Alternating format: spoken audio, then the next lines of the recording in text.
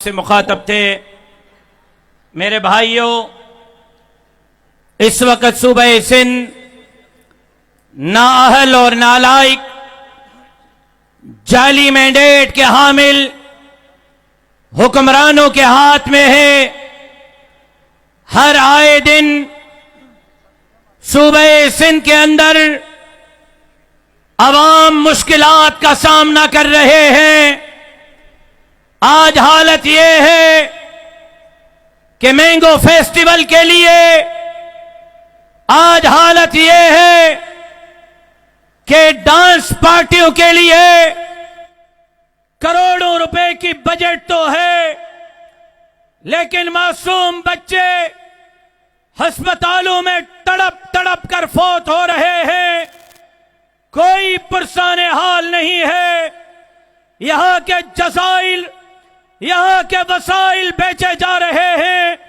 यहां के जमीनों के सौदे किए जा रहे हैं। यहां के दरिया बेचे जा रहे हैं। यहां पर मदनियात के सौदे किए जा रहे हैं। कारों जर को बेचा जा रहा है। नाअहल नालायक हुक्मरानों, ये सिंध तुम्हारे बाप दादा की जागीर नहीं, ये सिंध के अवाम की जागीर है।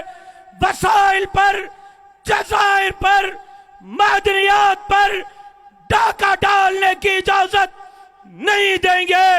आज हालत यह है, बलोचिस्तान में अमन अमान सिर्फ दाव पर नहीं, खैबर पख्तूनख्वा सिर्फ वहां अमन अमान दाव पर नहीं।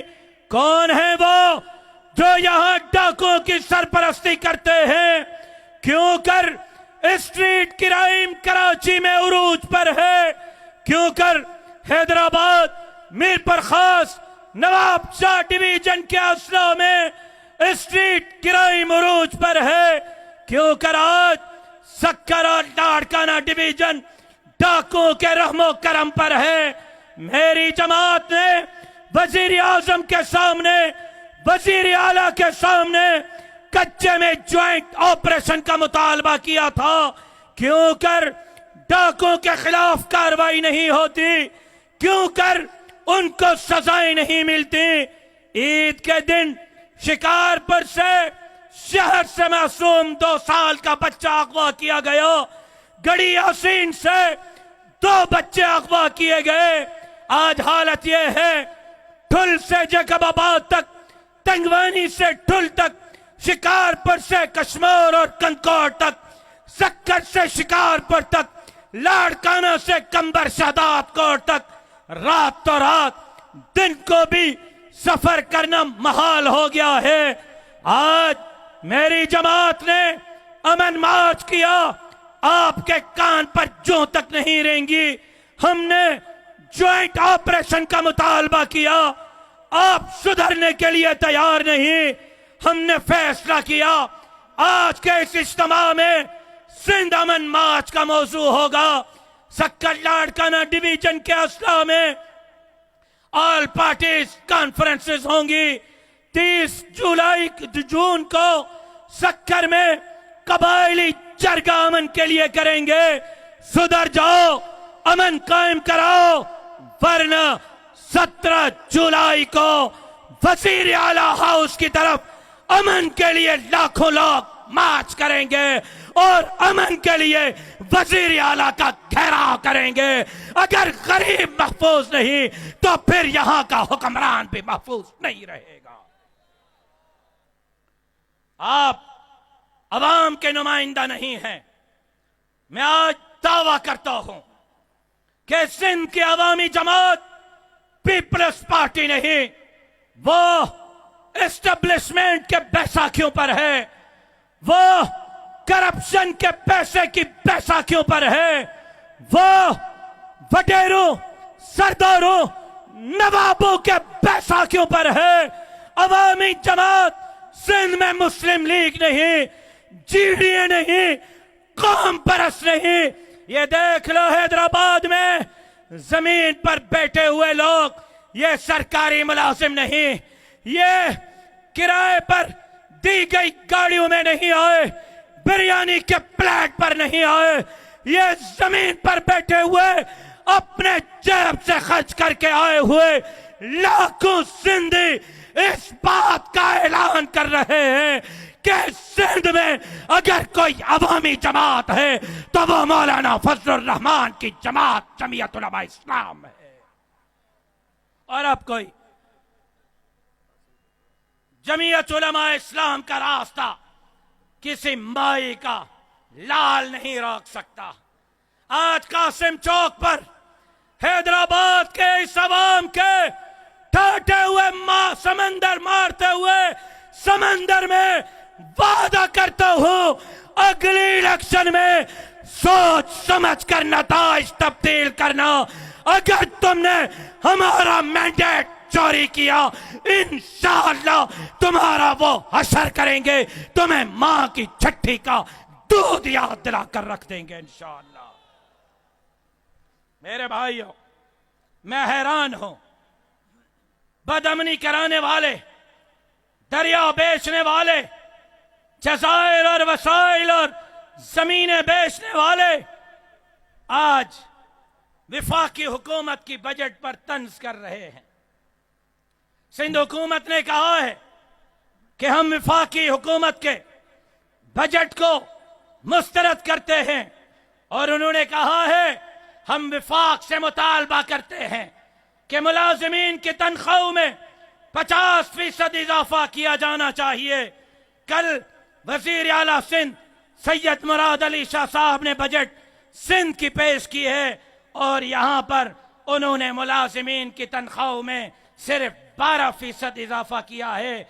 पहले तुम खुद अपने मुलाजिमीन की तनख्वाहों में 50% इजाफा करो, उसके बाद हम आपके साथ विफाक से 50% तनख्वाहें बढ़ाने का मुतालबा करेंगे। और फिर कल की जो बजट पेश हुई है, आपको बताऊं, कल सिंध की जो बजट पेश हुई है 3,300 अरब। सिंध की बजट जरा तवज्जो से सुने, सिंध की बजट 3,300 अरब की, जिसमें तालीम के लिए 5 खरब 19 अरब, सेहत के लिए 3 खरब 34 अरब, यूनियन काउंसिल के नाज़मीन, सफाई, वाटर सप्लाई, स्ट्रीट लाइट के लिए 3 खरब 29 अरब, रेंजर्स को अमन के लिए 6 अरब 10 करोड़, पुलिस के लिए 4 खरब 96 अरब, थानों के तामीर के लिए 3 अरब 75 करोड़, जेलों के लिए 2 अरब 25 करोड़, गरीबों में सोलर बांटने के लिए 25 अरब, कचरा उठाने के लिए सिंध सॉलिड मैनेजमेंट को 28 अरब, मजदूरों को मदद के लिए 5 अरब, गरीबों के घरों के तामीर के लिए 12 अरब रुपए रखे हैं। जबकि हालत यह है कि यहां पर कमीशन ली जाती है 35%, मतलब 1 अरब पर साहब बड़े साहब की 1 अरब पर 35 करोड़ कमीशन होती है। 3,300 अरब की बजट में मतलब यह हुआ कि सिर्फ बड़े साहब को कमीशन मिलेगी 1,115 अरब, जिससे वो अगली इलेक्शन खरीदेगा, जिससे वो धांधली करेगा। तुम 1,115 अरब क्या 3,300 अरब भी लगा लो, मुकाबला नहीं कर सकोगे। तुम्हारे इक़्तिदार का जनाजा जमीयत उलमा इस्लाम के ये जियाले पढ़कर रहेंगे इंशाअल्लाह। हालत यह है, सरकारी मुलाजिमीन को नौकरियां नहीं, लोकल गवर्नमेंट में 1,300 मुलाजिमीन उठाए, 2 साल से उनको रखा हुआ है ट्रेनिंग में, पोस्टिंग नहीं दे रहे। क्यों? इसलिए कि 5 ग्रेड वाला बंदा, 3रे और 4थे ग्रेड वाला बंदा लोकल गवर्नमेंट में 16 ग्रेड के ओहदे पर बैठा हुआ है और ऊपर माल पहुंचा रहा है। जिनको उठाया है वो 2 साल से लोकल गवर्नमेंट में 1,300 मुलाजिमीन ट्रेनिंग कर रहे हैं, उनको पोस्टिंग नहीं मिल रही। आज हालत यह है, गंदम के रेट 2,400 रुपए फी मन, जबकि जमींदार को, हारी को गंदम की लागत पड़ रही है 2800 रुपए। इस साल हर हारी ने एक मन पर 400 रुपए का नुकसान किया है। जमींदार ने एक मन गंदम पर 400 रुपए का नुकसान किया है। यहां जमींदार को नुकसान दिया गया, फिर मिल एसोसिएशन के सुदूर पीपल्स पार्टी के अहदेदार, एमएनए का भाई, एमएनए का चचा, एमपीए का बेटा, एमपीए का रिश्तेदार, मिल्स एसोसिएशन का सदर है, वो गंदम खरीद रहे हैं। जब गंदम उनके हाथ में आएगी फिर गरीब को आटा भी खाने का मयसर नहीं होगा और अरबों रुपए गंदम में करप्शन की जा रही है। करीब